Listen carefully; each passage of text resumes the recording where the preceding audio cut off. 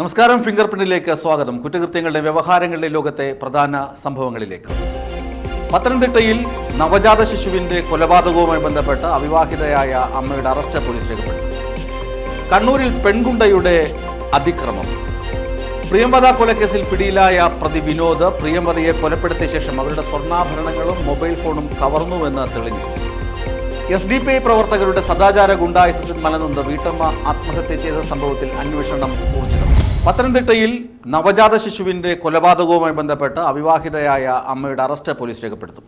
ആശുപത്രിയിൽ ചികിത്സയിലുള്ള യുവതി ഡിസ്ചാർജ് ആകുന്ന മുറയ്ക്ക് ഇവരെ അറസ്റ്റ് ചെയ്യുമെന്നും പോലീസ് പറഞ്ഞു. മെഴുവേലിയിൽ നവജാത ശിശുവിനെ മരിച്ച നിലയിൽ കണ്ടെത്തിയ സംഭവത്തിൽ അവിവാഹിതയായ അമ്മയുടെ അറസ്റ്റ് നടന്നു. അമിത രക്തസ്രാവത്തെ തുടർന്ന് ചെങ്ങന്നൂരിലെ ആശുപത്രിയിൽ ചികിത്സയിലാണ് 21-കാരി. ആശുപത്രിയിൽ നിന്നും ഡിസ്ചാർജ് ചെയ്തയുടൻ കസ്റ്റഡിയിലെടുക്കുമെന്ന് പോലീസ് പറഞ്ഞു. യുവതിയെ വിശദമായി ചോദ്യം ചെയ്താൽ മാത്രമേ സംഭവത്തിൽ കൂടുതൽ വിവരങ്ങൾ പുറത്തുവരൂ. കാമുകനെയും ചോദ്യം ചെയ്യും. യുവതിക്കെതിരെ കഴിഞ്ഞ ദിവസം ഇരവന്തിട്ട പോലീസ് കൊലക്കുറ്റം ചുമത്തിയിരുന്നു. ചേമ്പലയിൽ പൊതിഞ്ഞ നിലയിലാണ് കുഞ്ഞിന്റെ മൃതദേഹം സമീപത്തെ പറമ്പിൽ നിന്ന് കണ്ടെത്തിയത്. തലക്കേറ്റ ക്ഷതമാണ് മരണകാരണമെന്ന് കോട്ടയം മെഡിക്കൽ കോളേജിൽ നടന്ന പോസ്റ്റ്മോർട്ടത്തിൽ വ്യക്തമായി. ചൊവ്വാഴ്ച പുലർച്ചെ 4 മണിയോടെയാണ് യുവതി കുഞ്ഞിന് ജന്മം നൽകിയത്. വീട്ടിലെ മുറിയിൽ പ്രസവിച്ച ശേഷം കുഞ്ഞിനെ പുറത്തേക്ക് വലിച്ചെറിയുമ്പോൾ തലയിടിച്ച് മരിച്ചെന്നാണ് വിലയിരുത്തൽ. ഗർഭിണിയാണെന്ന കാര്യം യുവതി കുടുംബാംഗങ്ങളോട് മറച്ചുവച്ചിരുന്നു. വിസ്മയ ന്യൂസ്, കോട്ടയം. കണ്ണൂരിൽ പെൺകുണ്ടയുടെ അതിക്രമം. സഹോദരിയുടെ വീട്ടിൽ അതിക്രമിച്ച് കയറിയ പെൺകുണ്ട അവരുടെ കാറിന്റെ ചില്ലുകളും ജനൽ ചില്ലുകളും തല്ലി തകർത്തു. സ്ഥിരം പ്രശ്നക്കാരിയാണ് പിടിയിലായ പെൺകുണ്ടയെന്ന് പോലീസ് പറഞ്ഞു. സഹോദരിയുടെ വീട്ടിൽ അതിക്രമം കാണിച്ച പെൺകുണ്ട അറസ്റ്റിൽ. തലശ്ശേരി സ്വദേശി റസീനയാണ് പിടിയിലായത്. പിടികൂടാനെത്തിയ വനിതാ പോലീസിനെയും യുവതി ആക്രമിച്ചു. ഇക്കഴിഞ്ഞ ചൊവ്വാഴ്ചയാണ് സംഭവം. യുവതിയുടെ മാതാവ് ഉൾപ്പെടെയുള്ളവർ സഹോദരിയുടെ കൂടെയാണ് താമസം. വീട്ടിലെത്തിയ റസീന പണം ആവശ്യപ്പെട്ടു. പണം നൽകാതായതോടെയാണ് ആക്രമണം തുടങ്ങിയത്. സഹോദരിയെയും സഹോദരിയുടെ 15-കാരിയായ മകളെയും യുവതി മർദ്ദിച്ചു. കൂടാതെ മാതാവിനെയും മർദ്ദിച്ചു. വീടിന്റെ ജനൽ ചില്ലുകളും കാറിന്റെ ചില്ലും തകർത്തു. അതിക്രമം തുടർന്നതോടെ വീട്ടുകാർ ധർമ്മടം പോലീസിൽ വിവരം അറിയിച്ചു. നിരവധി കേസുകൾ പ്രതിയാണ് റസീന. നേരത്തെ പൊതുവിടത്ത് മദ്യപിച്ച് ബഹളമുണ്ടാക്കിയതിന് യുവതിക്കെതിരെ കേസെടുത്തിരുന്നു. 2023 ഡിസംബറിലായിരുന്നു ആ സംഭവം. റസീന മദ്യപിച്ച് അപകടകരമായി വാഹനം ഓടിച്ചതും മറ്റു വാഹനങ്ങളിൽ ഇടിപ്പിച്ചതും നാട്ടുകാർ ചോദ്യം ചെയ്തു. ഇതോടെ കണ്ണിൽ കണ്ടവരെയെല്ലാം റസീന മർദ്ദിക്കുകയും അസഭ്യം പറയുകയും ചെയ്തു. തുടർന്ന് SIയുടെ നേതൃത്വത്തിൽ സ്ഥലത്തെത്തിയ പോലീസ് സംഘം റസീനയെ സ്റ്റേഷനിലേക്ക് കൊണ്ടുപോയി. അവിടെ നിന്നും വൈദ്യപരിശോധനയ്ക്ക് ആശുപത്രിയിൽ കൊണ്ടുപോകുന്നതിനിടെ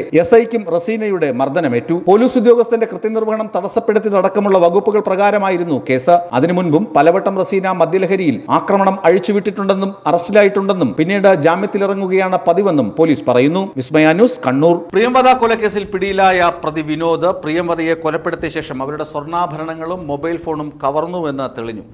മോഷ്ടിച്ച സ്വർണ്ണാഭരണങ്ങൾ സുഹൃത്തു മുഖാന്തരം 1,63,000 രൂപയ്ക്ക് ഇയാൾ ബാങ്കിൽ പണയപ്പെടുത്തിയിരുന്നു.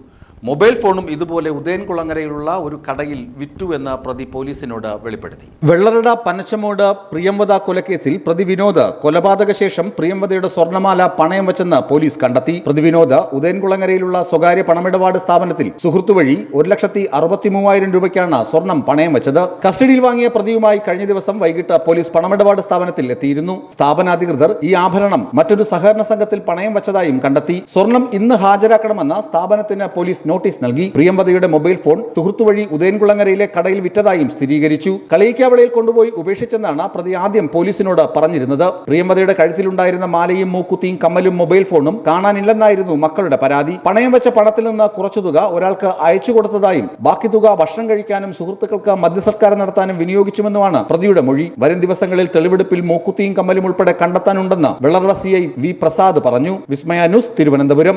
SDPI പ്രവർത്തകരുടെ സദാചാര ഗുണ്ടായുസത്തിൽ മലനൊന്ത് വീട്ടമ്മ ആത്മഹത്യ ചെയ്ത സംഭവത്തിൽ അന്വേഷണം ഊർജിതം.